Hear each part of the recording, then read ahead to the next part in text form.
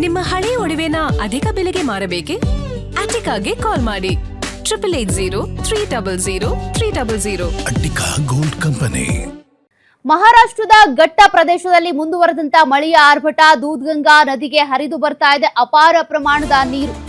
ಕಾರದಗ ಗ್ರಾಮದ ಬಂಗಾಳಿ ಬಾಬಾ ದೇವಸ್ಥಾನ ಈಗ ಜಲ ದಿಗ್ಬಂಧನಕ್ಕೆ ಒಳಗಾಗಿದೆ. ಬೆಳಗಾವಿ ಜಿಲ್ಲೆಯ ನಿಪ್ಪಾಣಿ ತಾಲೂಕಿನಲ್ಲಿರುವಂತಹ ಕಾರದಗ ಗ್ರಾಮ ದೇಗುಲ ಜಲಾವೃತ ಆಗಿರೋದ್ರಿಂದ ಪೂಜಾ ಕೈಂಕರ್ಯಗಳು ಈಗ ಸದ್ಯಕ್ಕೆ ಸ್ಥಗಿತಗೊಂಡಿವೆ. ಇನ್ನು ಉಕ್ಕಿ ಹರಿಯುತ್ತಿರುವ ನದಿಯಲ್ಲೇ ದೇವಸ್ಥಾನಕ್ಕೆ ಭಕ್ತರು ಭೇಟಿ ನೀಡ್ತಾ ಇದ್ದಾರೆ. ಯಾತಕ್ಕಾಗಿ ಬರ್ತೀರಿ, ದೇವಸ್ಥಾನನೇ ಜಲ ದಿಗ್ಬಂಧನ ಆಗೋಗಿದೆ, ಹೀಗಾಗಿ ಪೂಜಾ ಕೈಂಕರ್ಯಗಳು ಇಲ್ಲ, ಯಾರು ಬರಬೇಡಿ.